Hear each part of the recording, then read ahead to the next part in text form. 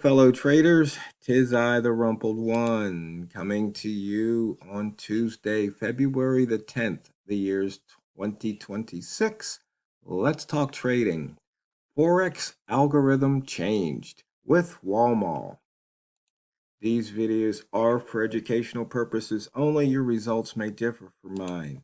And when things change and maybe they don't change the way you expect them to change, that's all the reason you have to have your risk management in place. So when you're trading, you don't lose more than you're willing to lose.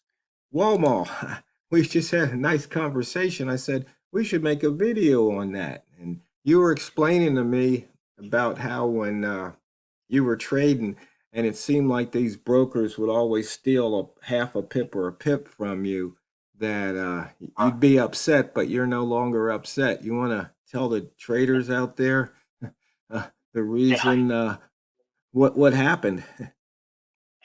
well, yeah, I'll try to go and explain it as best as I can. I mean, uh, unfortunately, our conversation was kind of organic, and hopefully, we can recreate that. But back in the day, well, actually, I'll talk about it even now. What happens is a lot of times you'll sit there and let's say your price right now is going up, and looking at the charts right now, we're at basically um, 36.88, something like that. And you try to go and you enter in with a market order. Well, what happens is that order needs to be filled. And we as traders, a lot of times, don't really consider, how that actually happens. We as traders, a lot of times, we just think, oh, price went and hit 38, 36.80, or whatever the price may be, 36.88, and I should be filled right then and there at right that specific time. Well, there are some other things that we just don't consider, and the thing that we don't really consider is that, hey, there's got to be somebody on the other side that's going to take that trade, and, now if you're working with a bit bucket, uh, type of type of house, well, what they'll do is they'll actually take the other side of the trade for you. So it seems like, especially on, smaller trade, they'll just go and take the other trade. Well, then you pay for that. And the way that you pay for that is that your spreads are generally much, much larger. And the brokers do that not because they're trying to rob you, they're doing it because they have to. Because if they don't do that, they won't make money. And the reality is the brokers exist not to take your trades. The brokers exist to make money, to make a profit, You want to make a profit, and the brokerage house wants to make a profit. And sometimes those things can be at odds with each other. Sometimes. Well, well, sometimes it actually works in your favor too, but not very often, it seems. But but the reality is that a lot of times, let's say if I go and take a market order, and I tried to go in at 36.88, and the reality is it's continuing to go up. Well, the brokerage house may not be able to fill it at 36.88. But when you got to understand, when you click that button that says buy, okay, understand what's happening.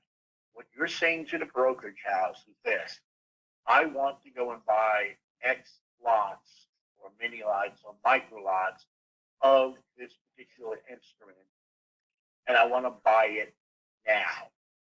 Okay. And buy it now, what that means is whatever price, whatever quote unquote best price that the brokerage house can go and fulfill you at, that's the price you're going to get. So, all of a sudden, you see, even though price is showing on your charts at 36.88, well, the reality is the best place they can go and put you in, let's say, is 36.88.5. Well, guess what? They robbed me of a half step. No, they didn't. What they did is they did exactly what you asked them to do. You got filled at the position that they had the availability. Now understand what these brokerage houses are doing. Where we think as traders, there's only one condition that has to be met. Price gets to my price, and that's it. And that's all I need to happen. And and that sounds great, but the problem is there are a couple other things that are happening. The second thing that's happening there is there's got to be somebody on the other side to take the trade. If they can't fulfill you, they can't fulfill you. and that's just reality.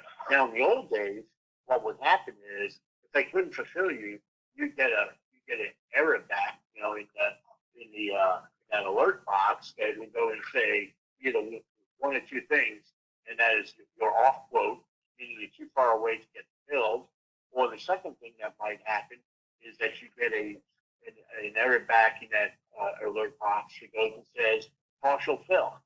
And so let's say you were trying to go and fill one lot, but it was only able to go and find, after when it went to look for a price, it was only able to go and find, a half a lot. So what it would do is it would fill you for the first half a lot, okay, and then what it would do is it would go and cancel the other half lot.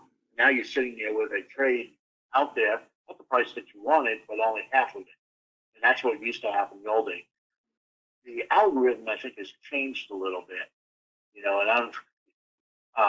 and what has happened now is that what happens now is that, I can't even remember the last time that I got a partial fill, or even an off quote, because what they do now is that everybody goes and says it, and it's funny how marketing can go and play into this, because everybody goes and says, we fill you at the best price available. Okay. And so that sounds great, doesn't it? But the reality is what they're really saying is if you wanted to go long at 36.88, they're going to fill you at the very best price that's out there. And if there's nobody out there, until you get all the way up to 36.88 or 36.89 or 36.90, okay, guess why? That's where they're going to fill you. And they fill you at the best price. They're doing exactly what they said they're going to do. And of course, we're all saying they stole a pip from me. They stole 2 pips from me. No, they did exactly what they said in their contract they were going to do. And and we just got to go and realize that that's just the way it is sometimes.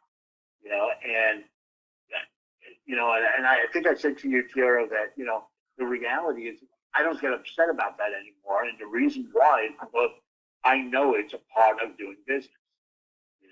That's just the reality. It's a part of doing business, and things like that are going to happen, and there's not much I can do about it.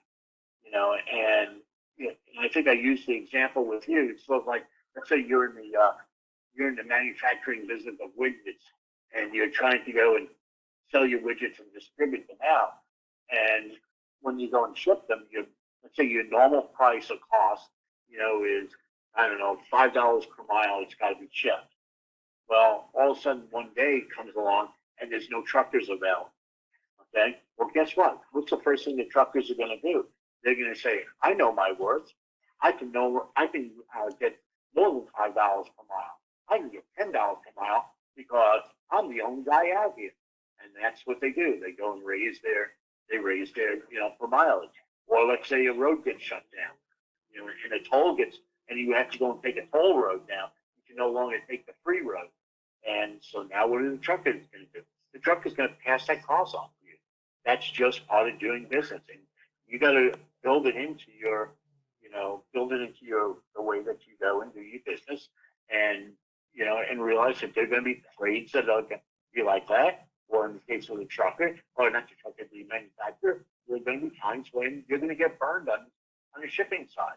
That's just the reality of how business works, and that's just you have to go and do it, and realize it.